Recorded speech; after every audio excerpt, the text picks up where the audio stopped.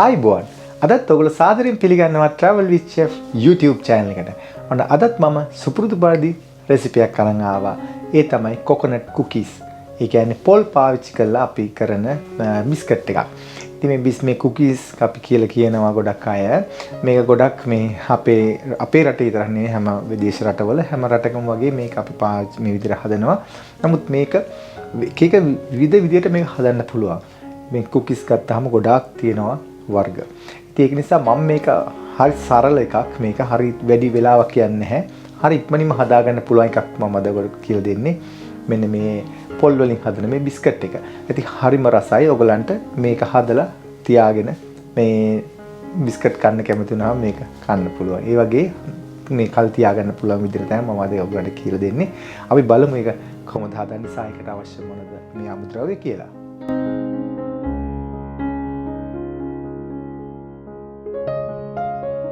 ඉතින් අපිට මේකට මූලික වශයෙන් අපිට අවශ්‍ය වෙනවා මේ බටර්. ඉතින් බටර් මතක තියාගන්න බටර් හෝ මාජරින් මේක සොෆ්ට් ගතියට තියෙන්න ඕන. මේක නිකම් ෆ්‍රිජ් එකෙන් එළියට ගත්ත ගමම තියෙන්න බෑ. මේක මොකද මේක අපිට කවලම් කරනකොට අපිට ලේසියෙන් කලවම් කරගන්න පුළුවන් තියෙන්න ඕන. ඉතින් මේ බටර් තියෙනවා මෙතන ග්‍රෑම් 125ක් හෝ 120ක් එක කිසි ප්‍රශ්නයක් නෑ. පොඩි වෙනසක් වුණාට එතන ඒ ටික තියෙනවා. ඊළඟට අපිට සීනි අවශ්‍ය වෙනවා. සීනි වල නම් අපිටම කාස සුගර් පාවිච්චි කරන හොඳයි. නැත්නම් මම මේකට අද පාවිච්චි කරලා තියෙන අයිසින් සුගර් එක. එතන ග්‍රෑම් 125ක ප්‍රමාණයක් මෙතන දැන් තියෙනවා. ඉතින් ඔයගලන්ට මේක නැති වුණොත් ඔයගලන්ට කාස සුගර් පාවිච්චි කරන්න පුළුවන්. ඊළඟට ඔයගලන් නිකන් සුගර් පාවිච්චි කරනවා නම් අනිවාර්යයෙන් මේක පොඩ්ඩක් දිය වෙන්න තත්ත්වෙට තියෙන්න ඕන. නැත්නම් සීනිත් එක කරොත් ගොඩක් වෙලාවට මේ අපි බිස්කට් එකේදී oven එකේදී ඒක කැරමලයිස් වෙන්න බලනවා. ඒක හයි වෙන්න බලන බිස්කට් එක අනවශ්‍ය විදියට. ඉතින් ඒකයි මේ විදියට පාවිච්චි කරන්නේ. ඊළඟට අපිට අවශ්‍ය වෙනවා මෙතන පාම් පිටි.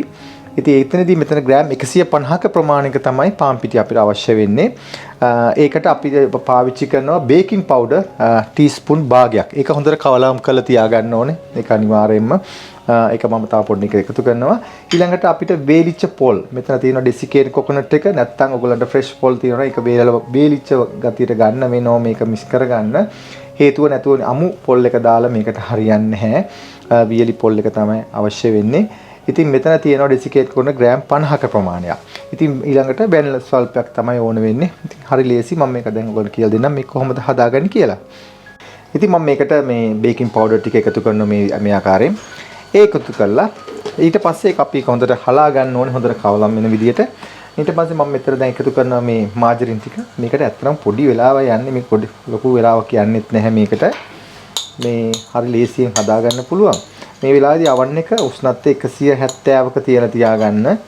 මේ නැත්තම් මේක අපි බලන් ඉන්න වෙනවා මේක හදන්න. මොකද මේ oven එක හරියට රත් වෙන්න ඕන නිසා. ඊට පස්සේ මම මේ ටික කොහොම එකතු කරනවා මේ icing sugar ටික. එකතු කරලා මේක හොඳට මේ ආකාරයෙන් මේ හැන්දකින් පුළුවන් කොට පොඩි ප්‍රමාණය නිසා මම පොඩි හැන්දක් පාවිච්චි කරන්නේ. ලොකු ප්‍රමාණයක් නම් ඔයගලන්ට පුළුවන් මේක කලම් කරගන්න වෙනත් ආකාරයකින්. නමුත් මම මේක කාටවත් ලේසි වෙන විදිහට තමයි මම මෙතන කරන්නේ. ඉතින් මේක හොඳට මේ වගේ කලවම් කරගන්නවා. ඉතින් මේක හොඳට මේ විදිහට කලවම් වුණා දැන්. දැන් ඔයගොල්ලෝ මේ පේස්ට් එක වගේ තියෙනවා. දැන් මම මේකට මේ පිටි ටික එකතු කරගන්න මේ විදිහට බේකින් පවුඩර් මේකේ තියෙනවා. ඉතින් මේ විදිහට හලා ගන්න මේකට ඔක්කොම. මේ විදිහට ඔක්කොම හලාගෙන ඊට පස්සේ මම මේකට desiccated coconut ටිකත් කියන්නේ වියලි පොල් ටිකත් මම එකතු කරගන්නවා. මේක. ඉතින් මේක හොඳට මේ විදිහට ටිකක් කවලම් කරගන්න මේ ආකාරයෙන්. මේක කවලම් කරලා ඇතේ කියලා හිතනකොට ඊට පස්සේ ඔකට පුළුවන් මෙන්න මේ පොල් ටිකත් මේ විදිහට එකතු කරගන්න. ඊට පස්සේ දැන් මම වැනිලා සෝල්පයකුත් එකතු කරනවා. මේක ඇත්තටම කේක විදිහට මේක හදන්න පුළුවන්. මේ හරි මේ වෙනස් දේවල් එකතු කරලා නමුත් මම මේක ඉස්සෙල්ලා ඔයගලන්ට අද ගන්නන්නේ මේක සාමාන්‍ය ලේසියෙන්ම කරගන්න පුළුවන් විදියට. ඉතින් පසුව වෙන වීඩියෝ වලදී මම බලන්න ඔයාලට වෙනස් විදියට හදලා මේක පෙන්වන්න. ඉතින් මේක මෙහෙම කළා ඊට පස්සේ අපිට ඕන වෙනවා මේක දැන් මේ හැන්ද අයින් කරලා අතින් මේක බෝල කරගන්න. එතකම් මම මේ විදියට කලවම් කරගන්නවා.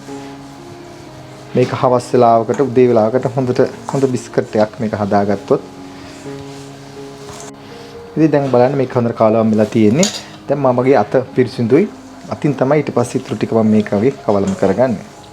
කළා මේක පොඩි මෝලියක් වගේ තෙත ගතිය තියෙන්නේ. ගොඩාක් වතුර ගතිය වෙන්න බෑ නැත්තම් මේක ඔයාලට මේ වැඩි කරන්න බැරි වෙනවා. ඉතින් මම දීපු මෙෂර්මන්ට් හරියටම ගන්න නැත්තම් වැඩි පොඩ්ඩක් අවුල් වෙන්න පුළුවන්. ඉතින් මේක හොඳට කලම් කරලා මම පෙන්නන්න මේක ටෙස්ට් එක කොහොම තියෙන්න ඕන කියලා.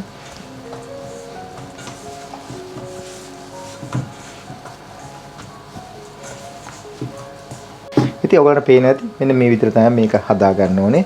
මේක ඕනට වඩා මේක ගුලි කරන්න යන්න එපා. ඔයගොල්ලෝ හදිස්සියෙන්වත් ඔයගොල්ලෝ තෙත වැඩි වුණොත් මතක තියාගන්න පිටියක් එකතු කරගන්න පුළුවන්.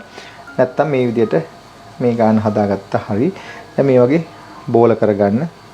මේක සාමාන්‍යයෙන් ග්‍රෑම් 30ක් 40ක් අතර ප්‍රමාණය තමයි බර වෙන්න ඕන. ඒ කළා මේ අතින් මේ විදිහට ෂේප් කරගන්න. මේ කළා ගොඩක් ඇලෙනා වගේ දැනෙනොත් ඔයාලට පුළුවන් තෙල් පොඩ්ඩක් අතින් ගාගෙන මේක කරගන්න මේ ආකාරයෙන්. ඊට පස්සේ මේ කවලම් කළ මේ ආකාරයෙන් අපිට දැන් අවශ්‍ය වෙනවා ඊළඟට ඔයාලට පේන මේ වගේ ඝනකමකට මේක හදා ගන්න ඕනේ. ගොඩාක් තුනී කරන්න යන්න එපා. මේ ආකාරයෙන් හදා ගන්න. ඉතින් ඊට පස්සේ මම මෙහෙම අරගෙන මෙතනින් මතක තියාගන්න තව පොල් ටිකක් අපිට අවශ්‍ය වෙනවා. ඒකෙදි මේ විදිහට තවර ගන්න. ඊට පස්සේ ඔගේ මණික් පැත්තත් තවර ගන්න. ඒ තවරගෙන මේ විදිහට බේකින් ට්‍රේ එකක් උඩින් මේ ආකාරයෙන් තියාගන්න. මෙන්න මේ විදිහට. දැන් ඔයාලට පැහැදිලි ඇති. ඉතින් මෙන්න මේ වගේ තවයක් අපි විතර හදාගත්තා. ඊට පස්සේ නැවත මේ වගේ පොල් වලම තවරන්න මේ ආකාරයෙන්. අනිත් පැත්ත දෙපැත්තම ඊට පස්සෙ මේ විදිහට තියාගන්න. ඉතින් මේ වගේ ඔයාලා මේ ඔක්කොම ඉවරනකම්ම කරගන්න. කරලා ඊට පස්සේ දැන් මේ වෙලාවේ ඔයගොල්ලෝ හදන වෙලාවේ මම කිව්වා වගේ කලින් මේ oven එකේ උෂ්ණත්වය තියාගන්න 170 උෂ්ණත්වයකට තියලා සූදානමින් ඉන්න මේක රිදෙන ගමන් අපිට දාන්න ඕනේ oven එකට. ඒ දාලා විනාඩි 15ක් 20ක් වගේ ප්‍රමාණයක් තමයි අපිට මේක බේක් කරගන්න අවශ්‍ය වෙන්නේ. ඉතින් මම මේ ඔක්කොම දැන් හදාගෙන තියෙන හැම එකක්ම ඉතින් මේ මතක තියාගන්න මේ අතරේ පරතරය තියාගන්න හේතුව මේකෙදි පොඩ්ඩක් මේක ප්‍රමාණයට වඩා මේ තියෙන ප්‍රමාණයට වඩා පොඩ්ඩක් ලොකු වෙන්න පුළුවන්. ඉතින් ඒක නිසා මතක තියාගන්න මේ අතරේ අපි කියමු මේ බිස්කට් එක අතරේ පරතරය තියාගන්න ඕන. මේකට ඉඩ තියෙන්න ඕනේ. මේක oven එකේ ඇතුළේදී මේක තව ටිකක් මීට වඩා ප්‍රමාණය ලොකු වෙනවා. ඉතින් ඒක නිසා දැන් මේකේ මම ප්‍රමාණය ඔයගලන්ට කැමති ප්‍රමාණයක් හදාගන්න සයිස් එක හදාගන්න පුළුවන්. මේ සයිස් එක තව ටිකක් පොඩි කරන්න පුළුවන්. තව ටිකක් කුඩා විදියට නැත්නම් තව ටිකක් ලොක් කරන්න පුළුවන්. නමුත් බිස්කට් එකක් වුණාම ඉතින් සාමාන්‍යයෙන් මෙන්න මේ වගේ ප්‍රමාණික සයිස් එකක් තමයි හොඳ. නැත්නම් ලොකු නම් පස්සේ ඉතින් ඒක ඇත්තටම හරියන්නේ නැහැ නේද? ඒක නිසා මේ වගේ පොඩියට හදාගත්තාම හරි ලේසි. ඉතින් දැන් අපි මේක oven එකට මම දා ගන්නවා.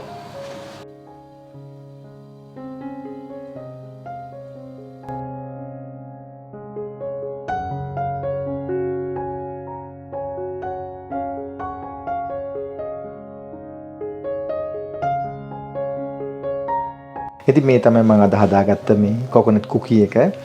ඉතින් මේ කුකීස් එක මේ ඊටාත්ම හොඳටම තියෙනවා. ඔයගලට ඇති පේනවා ඇති මේ පිටිපස්සේ හොඳට ක්‍රිස්පි එකට මෙතන බේක් කරලා තියෙනවා. ඊළඟට මේක හොඳ හයියට තියෙනවා මේ සවුන්ඩ් එක. ඉතින් ඒකකින් හොඳටම තියෙනවා මේ අවශ්‍ය විදියට හොඳට වේයිලක් තියෙනවා. මතක තියාගන්න කර කරන්න එපා ගොනට වඩා. නැත්තම් කැත වෙල යනවා මේ කර කරොත් පාට වෙනස් වෙනවා. පොල් ටික හොඳ පාට විගෙනකොට මේක හොඳටම හරි. මම ඔයගලන්ට එකක් කඩලා පෙන්නන්නම්.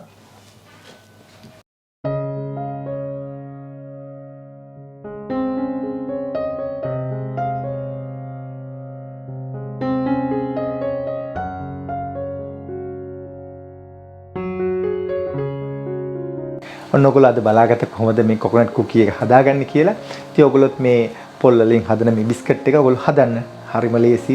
විශේෂයෙන් මේක ඔයගොල්ලන්ට පොඩි ළමෙක්ුණත් කරන්න පුළුවන්. ගොඩක් දේවල් අඩුවෙන් හරිම මේ අවශ්‍ය ප්‍රමාණය, ඒ කියන්නේ අවශ්‍ය අමුද්‍රව්‍ය හරිම අඩු ප්‍රමාණයක් තියෙන්නේ.